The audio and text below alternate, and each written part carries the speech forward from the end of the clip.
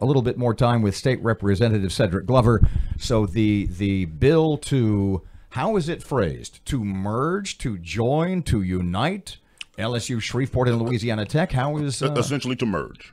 Okay. So you'd be an LSUS Bulldog. The LSU Shreveport campus would now become very similar fashion to what happened down in New Orleans with the University of New Orleans. It was a part of the LSU system. Right. It's now a part of the University of Louisiana system. Okay. So would they really merge, or would LSUS just become Louisiana Tech West? They would become a part of the Louisiana Tech system and take on part of what we talked about here for years, the need to have a university in Shreveport that has an expanded role, scope, and mission, that actually looks to be able to do things like research, to offer graduate and PhD level programs in technical areas like engineering and bioinformatics and computational biology and all of those things that would dovetail. But if those things are available now, let me just play, as the lady said, devil's adversary that day. I would assume that all of the things that you refer to are currently available at Louisiana Tech. No, they're not. You don't have a PhD in bioinformatics at Louisiana Tech. The effort of the intent was to create that program here in Shreveport in partnership with LSU Shreveport, the best assets of their computer science department, along with all the best assets of Louisiana Tech, along with the assets of the LSU Health Science Center, and create the kind of programs here that would take advantage of all of that collective potential. I would assume you've done a little homework on this. You've talked to some tech folks, and they've gone, no. Representative Glover, this is an awesome idea. No. Here's what I did. I said, we tried this 7 years ago. All right. You had the support of the Shreveport mayor, the Bossier mayor, the Shreveport chamber, the Bossier chamber, the Ruston chamber. You had the Council for a Better Louisiana.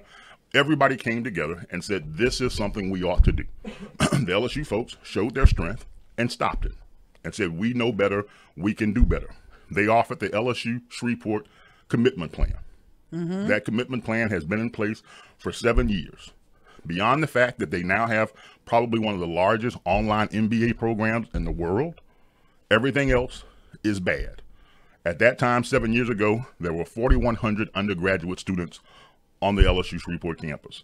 That number is now 2,500. Oh, what's changed since 2012 and today that makes you feel like you got a chance now? I just told you. You think you went from 4,100 undergraduate students for LSU Shreveport to 2,500 now. So you won't have as vocal an opposition to it from the LSU folks, you don't think? I think the LSU folks are going to do exactly what they're doing right now. People are looking to protect their territory. They're looking to protect their system. The LSU folks are not as concerned about Shreveport as they are about the LSU system. And losing the LSU Shreveport campus weakens their empire. I understand that. That's politics 101.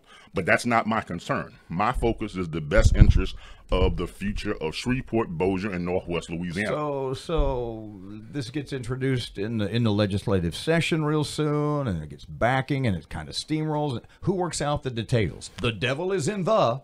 Well, obviously, those are the aspects of this that happen when you bring in and the same considerations from 7 years ago, and people like Dr. Henderson and others end up putting together that task force that ultimately works that out. What do we do about the folks who are currently enrolled and everything else to get everything effectively transitioned? Those are the types of issues, in my estimation, that don't represent reasons why you don't look to make change. Could you actually have dormitories, fraternities, sororities at LSUS? I mean, do you envision that in the long term? I envision, my vision of Shreveport, my vision of Shreveport, Bossier, and Northwest Louisiana is us having a comprehensive research university that allows us to be able to go on a path that could be very similar to what happened in Birmingham with the University of Alabama at Birmingham, a school that is the same exact age as LSU Shreveport, except now we have 2,500 undergrad students on campus and they have 20,000. And they happen to be one of the top-ranked research institutions in the world, and the leading one in the southeastern region. Somebody in this room has said there is nothing that a university with 20 or 25,000 students would solve in Shreveport. Well, certainly, I don't know if we get to that point within my lifetime, but certainly to set us on a path that gives us a chance to be able to put in place the kind of appropriate higher ed infrastructure that a city like this needs in order to be able to grow. And this isn't about trying to match up and do those things that should have been done 100 years ago. It's about being smart and realizing where we are and knowing that there are aspects of higher education that are evolving so that you can do more things online. But in terms of having the potential to create the kinds of things that are on ground research, the things that you need laboratories for, things that end up affecting people directly, you have those assets in place here. You have an academic medical center. You have the ability to be able to connect that with a research institution. You have the ability to be able to use it in a way that allows us to be able to make this a better, more desirable area. And it starts with having a sufficient investment in the higher education. Do you think that the same, what you said a couple of minutes ago, those same LSU people who killed this idea 7 years ago, do you think that they have sort of come around? Do you think they've evolved? No. Or do you expect that same sort of resistance? And what makes you think that resistance, that power can be overcome this time? Well, I have no idea whether it can be overcome. All I know is that nothing happens unless you try it.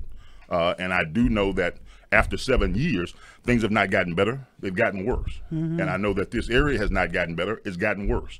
And if what I want to see is a better future for Northwest Louisiana, then I can't sit around on the status quo. We've got to go back, look at those things that we tried that could have made a difference that did not work out, re-examine those, and then let's put them back on the table. Let's have a conversation and see whether or not we should have done that 7 years ago. Just like we should have done what? Merged with auctioneers in 2015. We delayed that for 3 years. When we could have had the benefit of 3 years of auctioneer in partnership with LSU Health Science Center. What are we seeing right now within the first 6 months of their presence here? Expansion and raises. Expansion, raises, and reoccupying abandoned buildings that we here in Shreveport couldn't make use of on our own. Well, we have an elephant in the room, and we haven't talked about yet. What's this going to cost, and who's paying for it? Well, the bottom line of it is we've got to be willing to step up and answer that question. Obviously, we would look to achieve some efficiencies in terms of how this would all work out. But if we want to see a better higher education infrastructure, enterprise in the Shreveport-Bossier area, we've got to be willing to invest in it. Obviously, the folks within Louisiana Tech, the BIPSI system, have continued to do that in the intervening 7 years. You see a bigger, broader presence of Louisiana Tech here in this area. You see a bigger, broader BIPSI here in this area than you did 7 years ago. What you see, though, is a smaller, diminishing, and in some people's perspectives, a dying LSU Shreveport. But people will say it's going to cost me more now to get a college degree because it costs more to go to Louisiana Tech than it does to LSUS. Is that accurate? I don't know if that's accurate or not. I do know that you cannot get at LSU Shreveport those types of programs and offerings that you can get at Louisiana Tech. I do know that when you do not have graduate level programs, when you do not have technical programs, when you do not have access to things like biomedical engineering and other engineering programs in a region that represents the third largest metropolitan region in the state of Louisiana, you don't end up with a growing, moving, expanding city. What we have right now is not working. Maybe I'm just plucking this out of nowhere, so just answer it the way you want.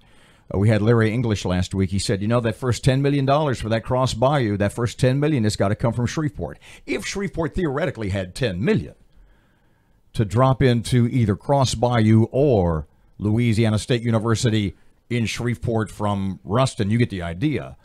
Which is the more valuable investment? Which is the more important investment of that $10 million? Well, if you want to talk about the Cross Bayou thing, that's a whole nother set of considerations. If you want to talk about where the potential lies in terms of growing and developing this region, right now it's on the Kings Highway corridor. You've got an academic medical center.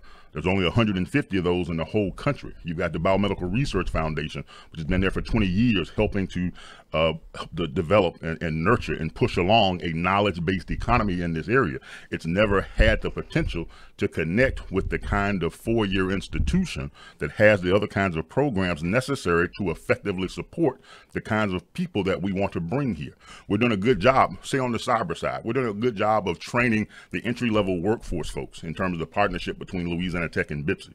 What we're not doing a very good job is providing the kind of bachelor's and graduate level and PhD level programs in order to be able to support the higher levels of those types of opportunities. That's why we ultimately end up losing out to other cities when we're trying to recruit the bigger, more significant aspects of both cyber and the biomedical industry, because we don't have the kind of university system in place within this community to be able to support the kinds of folks who would come here for those types of businesses.